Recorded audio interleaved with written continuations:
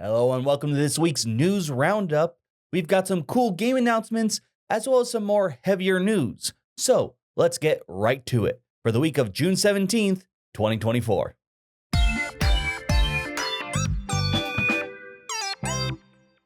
Our first story is about the end of an era, at the very least for two games, Star Wars X-Wing and Armada. These are both miniature war games, with X-Wing being more about like the dogfights of fighter ships, for better for lack of term, while Armada is more of the larger fleet battles. Now, you may recognize these games as Fantasy Flight games, as that's where they originated, but they were traded off to Atomic Mass games, as they are all under the Asmodee umbrella, and Atomic Mass deals more with miniatures. Recently, Atomic Mass announced that they are going to be no longer producing either of these games, mostly because the cost of manufacturing, producing, and selling these pre-painted miniatures. This not only includes new products, but basically any kind of product. So anything that's already out on game shelves, already made and to be sold is what's left. Now, they did say they're going to continue to support tournament play, with this culminating with the final Worlds tournament at next year's Adepticon. This is a big surprise to me because I always felt like the X-Wing and Armada, maybe not as much as X-Wing, were pretty big deals in the world of miniature wargaming. Whenever I went to conventions and I walked by the areas where they're having those kinds of games and tournaments, I would almost always see the X-Wing and Armada alongside the Warhammer 40K. And I bring that up because Warhammer tends to be sort of the big bad in that world. They're the ones that always do well. And from what I've read, only X-Wing has been able to beat their sales once over the last 20 years, meaning it's still a pretty popular game.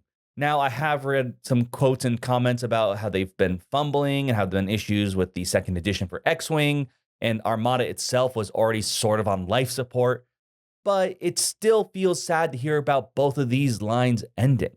That being said, I wouldn't be surprised if Atomic Mass Games does release a new Star Wars ship fighting game, considering they now only have ground fighting games available, but it's probably going to be like every other miniatures game now where you have to assemble the ships and paint them yourself. Either way, my condolences to all the Armada and X-Wing players out there. Hopefully you get your last hurrah in all the tournaments, and good luck to whoever wins the final tournament at Adepticon. Our next story is an interesting legal one involving what I thought was a common term, Meeple. Now, if you've somehow never heard Meeple, but you're watching this channel, Meeples refer to the little wooden people, my people, Meeples, that appear in many games. They come in all shapes and sizes, but more often than not, you probably recognize this very simplified sort of 5-bump, almost starfish-like shape. Now, this was something I assumed was a common term, something that was just generic in the public use, but we have learned that at least in Europe, that is not the case. The creators of Carcassonne, Hans ein Glück, recently sent a cease and desist to the company Cogito Ergo Meeple and their game Meeple Inc. Now, the company did change their name from those to remove Meeple, changing the game to Tabletop Inc. and their company to Cotsworth Games. But where did this trademark come from? Well, apparently they filed for the trademark of Meeple 10 years after Carcassonne came out, saying that basically that Meeple was a invention and core to Carcassonne.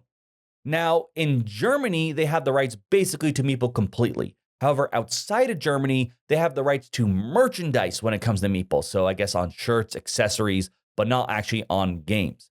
Either way, though, it is enough for them to push their weight around in one of the largest board game markets, of that being Europe.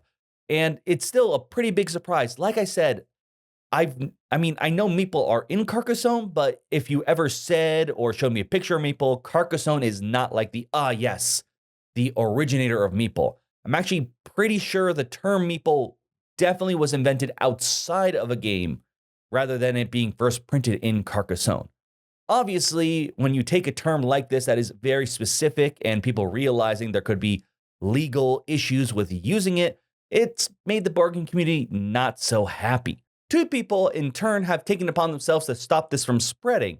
And by that, you may have noticed I've been very clear about mentioning the trademark existing in Germany and Europe, not in the United States. So, Corey Thompson of Above Board TV, a YouTube channel, and Marianne McBride, who is the Gen Con event organizer, have teamed up in order to gain the trademark in the United States for Meeple. Now, they have said very clearly they're not doing this to monetize it, rather just to make sure it just stays as a generic term over here. And with the US also being a very large board game market, this, of course, will be extremely helpful. Now, going back to Hans, apparently they were shocked that there was any kind of backlash here.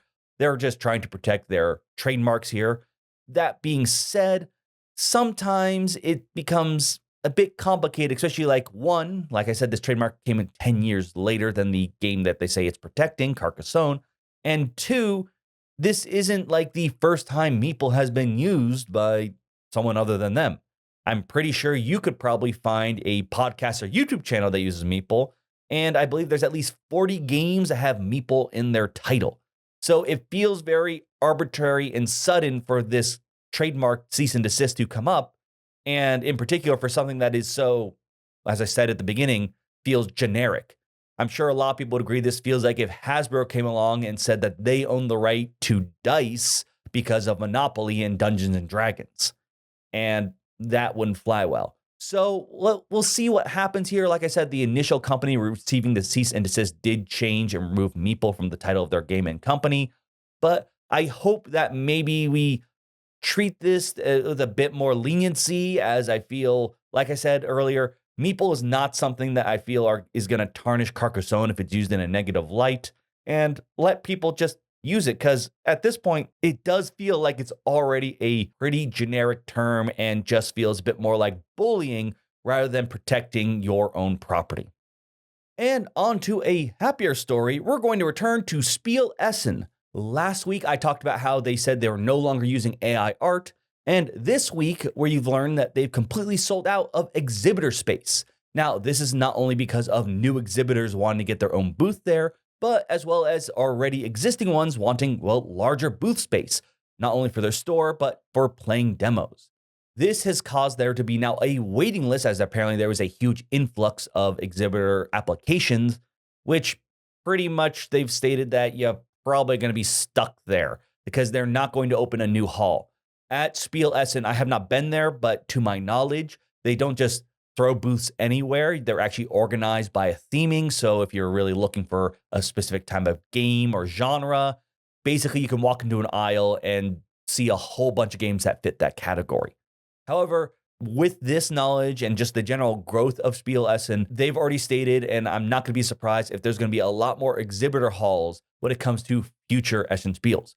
They already have 6 completely filled with this new information, and I wouldn't be surprised when it comes to just this Spiel Essen, let alone future ones, we're going to hear about more records being broken. Now, going back to a bit more of a sour note, our final story is about a board gaming news site that this news is technically a few weeks old, but I was waiting to see how the pieces fell.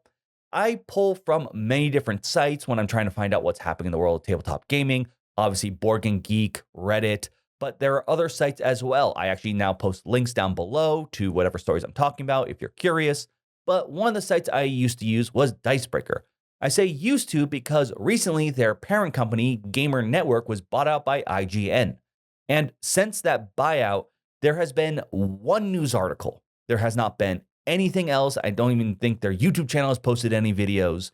So they haven't been really a place where I can actually get any stories to talk about. And while I was waiting just to see what would happen, each day it just seems like someone else announced that they've been announced as redundant and were now being let go. And it just is becoming more and more obvious that it looks like Dicebreaker is almost just being kept on life support. We don't even know if they're combining it with IGN or whether they're actually going to start posting articles there again. Doesn't even seem like the people who work there know what's going on either.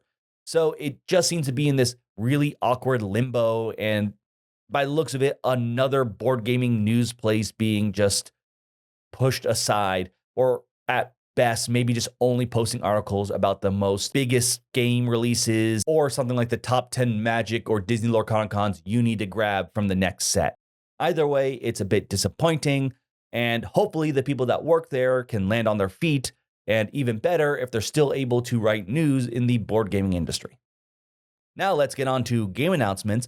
First, Renegade Game Studios had a digital convention video basically announcing a whole bunch of stuff coming out very soon.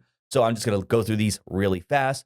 First, we got the My Little Pony RPG, the book Knights of Canterlot. Then we've got a G.I. Joe expansion pack, the Bat Assault Group.